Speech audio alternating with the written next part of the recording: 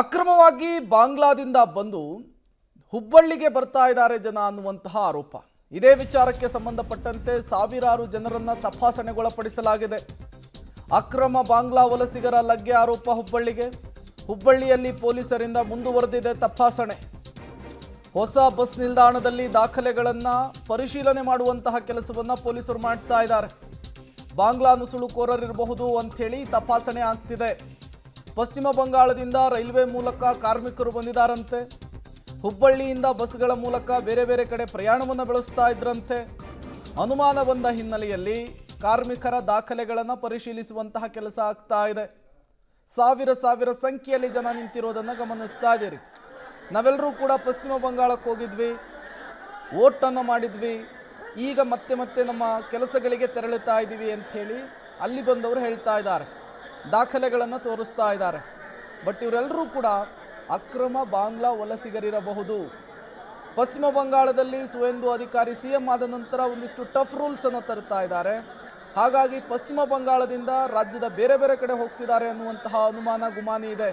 ಹಾಗಾಗಿಯೇ ಸಾವಿರಾರು ಜನರನ್ನು ತಪಾಸಣೆಗೊಳಪಡಿಸುವ, ಅವರ ಐಡೆಂಟಿ ಕಾರ್ಡ್, ಆಧಾರ್ ಕಾರ್ಡ್ ಸೇರಿದಂತೆ ಗುರುತಿನ ಚೀಟಿಯನ್ನು ಪರಿಶೀಲಿಸುವಂತಹ ಕೆಲಸ ಈಗ ಆಗ್ತಾ ಇದೆ.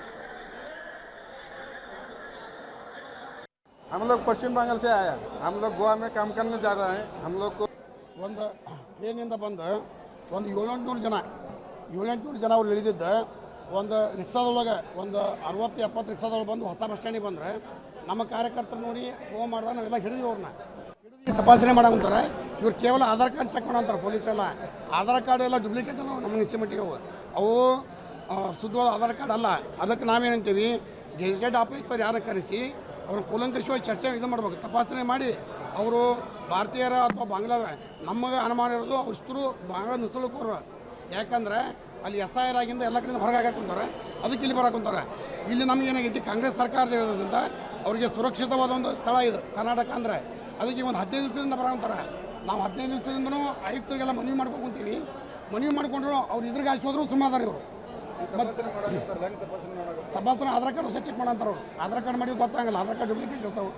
ಅದಕ್ಕೆ ನಾವೇಂತೀವಿ, ಒಂದು ಗೆಜೆಟೆಡ್ ಆಫೀಸರ್ ಯಾರು ಈ ತಹಸೀಲ್ದಾರ್ ದೇಶಿ ಅವ್ರ ಕಡೆಯಿಂದ SIR ಏನಂತಲ್ಲ ಆ ಆ್ಯಪ್ನ ಚೆಕ್ ಮಾಡಿ ಅಂತ ನಾವು ಹೇಳಂತೀವಿ. ಈಗ ಬರ್ತೀವಿ ಮಾಡ್ತೀವಿ ಅಂತ ಹೇಳ್ತಾರೆ. ಇನ್ನೂ ಮಟ್ಟ ಯಾರು ಬಂದಿಲ್ಲ. ಅವರು ತಹಸೀಲ್ದಾರ್ ಫೋನ್ ಹಚ್ಚಿ ತಹಸೀಲ್ದಾರ್ ಫೋನ್ ಎಬ್ಬಿಸೋದು. हम लोग पश्चिम बंगाल से आया, हम लोग गोवा में काम करने जा रहे हैं. हम लोग को इधर रोका है, इसलिए आइडेंटी कार्ड देख रहे हैं, वोट हुआ कि नहीं आपका, इसलिए इन लोग पूछताछ कर रहे हैं. और इधर हम लोग को ठहराया देखने के लिए, देख रहे हैं किसी का है किसी का नहीं है. पुलिस आके पूछा, हाँ पुलिस पूछा आपका वोटर कार्ड दिखाइए और बैठो इधर वोट देने. ಸಾವಿರಾರು ಜನರನ್ನ ಈಗ ತಪಾಸಣೆಗೊಳಪಡಿಸುವಂತಹ ಕೆಲಸವನ್ನ ಹುಬ್ಬಳ್ಳಿಯಲ್ಲಿ ಪೊಲೀಸರು ಮಾಡ್ತಾ ಇದ್ದಾರೆ. ಅವರೆಲ್ಲರೂ ಹೇಳ್ತಾ ಇರುವಂತಹದ್ದು, ನಾವೆಲ್ಲರೂ ಕೂಡ ಮೂಲ ಭಾರತೀಯರೇ, ಅದಕ್ಕೆ ಸಂಬಂಧಪಟ್ಟಂತೆ ನಮ್ಮ ಹತ್ರ ಡಾಕ್ಯುಮೆಂಟ್ಸ್ಗಳಿದ್ದಾವೆ, ದಾಖಲೆಗಳಿದ್ದಾವೆ. ವೆಸ್ಟ್ ಬೆಂಗಾಲ್ನಲ್ಲಿ ಎಲೆಕ್ಷನ್ ಆಗಿತ್ತು, ಹಾಗಾಗಿ ನಾವು ಎಲೆಕ್ಷನನ್ನು ವೋಟ್ ಮಾಡೋದಕ್ಕೆ ಹೋಗಿದ್ವಿ, ಅಲ್ಲಿಂದ ವಾಪಸ್ ಬರ್ತಾ ಇದ್ದೀವಿ ಅಂತ. ಬಟ್ ಹಿಂದೂ ಪರ ಸಂಘಟನೆಯ ಕಾರ್ಯಕರ್ತರು ಹೇಳ್ತಾ ಇರುವಂಥದ್ದು, ಇಲ್ಲ ಇವರೆಲ್ಲರೂ ಕೂಡ ಅಕ್ರಮವಾಗಿ ನುಸುಳಿಕೊಂಡು ಬಂದವರು ಅಂತ ಹೇಳಿ. ಡೀಟೇಲ್ಸನ್ನು ಕೊಡೋದಕ್ಕೆ ಹುಬ್ಬಳ್ಳಿಯ ಪ್ರತಿನಿಧಿ ಸುನಿಲ್ ನೇರ ಸಂಪರ್ಕದಲ್ಲಿ ಜಾಯ್ನ್ ಆಗಿದ್ದಾರೆ. ಸುನಿಲ್, ಮಧ್ಯಾಹ್ನದಿಂದಲೂ ಕೂಡ ತಪಾಸಣೆಗೊಳಪಡಿಸಿದ್ದಾರೆ ಸಾವಿರಾರು ಜನರನ್ನ. ಏನು ಪೊಲೀಸರು ಏನು ಹೇಳ್ತಾ ಇದ್ದಾರೆ ಅಂದರೆ, ಇವರೇನು ಅಕ್ರಮ ಬಾಂಗ್ಲಾ ವಲಸಿಗರಂತ ಹೇಳ್ತಿದ್ದಾರಾ ಅಥವಾ ಭಾರತೀಯರೇನಾ, ಏನಾಗ್ತಾ ಇದೆ ವಿಚಾರದಲ್ಲಿ? ಪ್ರೇಮ್, ನಿಜಕ್ಕೂ ಕೂಡ ಯಾವಾಗ ಪಶ್ಚಿಮ ಬಂಗಾಳ ಎಲೆಕ್ಷನ್ ಮುಗೀತು ಆವಾಗಿನಿಂದ ಹುಬ್ಬಳ್ಳಿಗೆ ಒಂದಿಷ್ಟು ಜನ ಗುಂಪಾಗಿ ಬರ್ತಾ ಇದ್ದಾರೆ ಪಶ್ಚಿಮ ಬಂಗಾಳದಿಂದ. ಅವರು ಬಾಂಗ್ಲಾ ನುಸುಳುಕೋರರು ಅಂತ ಮಾಹಿತಿ ಲಭ್ಯವಾಗಿತ್ತು. ಹೀಗಾಗಿ ಪೊಲೀಸ್ ಇಲಾಖೆ ಮತ್ತು RPF ಈ ಹಿಂದೆ ಒಂದು ವಾರದ ಹಿಂದೆ ಈ ಚೆಕ್ಕನ್ನು ಮಾಡಿತ್ತು. ಅಲ್ಲಿ ಯಾರೂ ಕೂಡ ಅನುಮಾನಾಸ್ಪದ ವ್ಯಕ್ತಿಗಳು ಸಿಕ್ಕಿರಲಿಲ್ಲ. ಆದರೆ 5 ಜನ ದಾಖಲಿಲ್ಲದವ್ರು ಸಿಕ್ಕಿದ್ರು. ಅದಾದಮೇಲೆ ಅವ್ರನ್ನ ಬಂಧನ ಮಾಡಿ ಬಿಡುಗಡೆ ಮಾಡುವಂಥ ಕೆಲಸ ಆಯಿತು. ಇದಾದ ಬಳಿಕ ಇವತ್ತು ಏಕಾಏಕಿ ಏನಿಲ್ಲ ಅಂದ್ರೆ ಒಂದು 300ರಿಂದ 400 ಜನ ಪ್ರೇಮ್ ಅವರೆಲ್ಲರೂ ಕೂಡ ಪಶ್ಚಿಮ ಬಂಗಾಳ ಮತ್ತು ಉತ್ತರ ಪ್ರದೇಶದ ಒಂದು ನಿವಾಸಿಗಳಂತ ಹೇಳಿಕೊಂಡು ಈಗ ಹುಬ್ಬಳ್ಳಿಗೆ ಬಂದಿರುವಂಥದ್ದು. ಇವರು ಹೇಳುವ ಪ್ರಕಾರ ನಾವು ಬೇರೆ ಬೇರೆ ಕೆಲಸಕ್ಕೆ ಹೋಗ್ತಾ ಇದ್ದೀವಿ, ಎಲೆಕ್ಷನ್ ಇತ್ತಲ್ಲ ವೋಟ್ ಹಾಕಕ್ಕೆ ಹೋಗಿದ್ವಿ, ಈಗ ವಾಪಸ್ ಹೋಗ್ತಾ ಇದ್ದೀವಿ ಅನ್ನೋ ನಿಟ್ಟಿನಲ್ಲಿ ಹೇಳ್ತಾ ಇದ್ದೆ.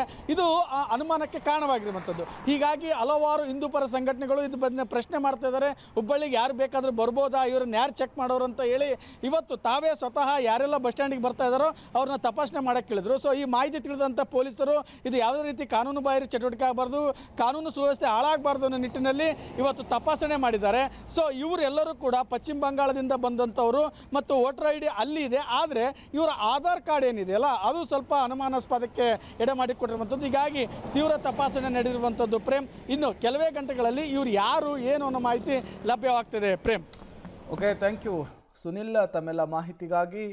ಈ ರೀತಿ ಅಕ್ರಮ ಬಾಂಗ್ಲಾ ವಲಸಿಗರು ದೇಶದೊಳಗೆ ಎಂಟ್ರಿ ಕೊಡೋದು, ರಾಜ್ಯಕ್ಕೆ ಎಂಟ್ರಿ ಕೊಡುವಂಥದ್ದು ಇದೇ ಮೊದಲಲ್ಲ. ಈ ಹಿಂದೆಯೂ ಕೂಡ ಅಂಥವ್ರನ್ನು ಐಡೆಂಟಿಫೈ ಮಾಡುವಂತಹ ಕೆಲಸ ಆಗಿತ್ತು.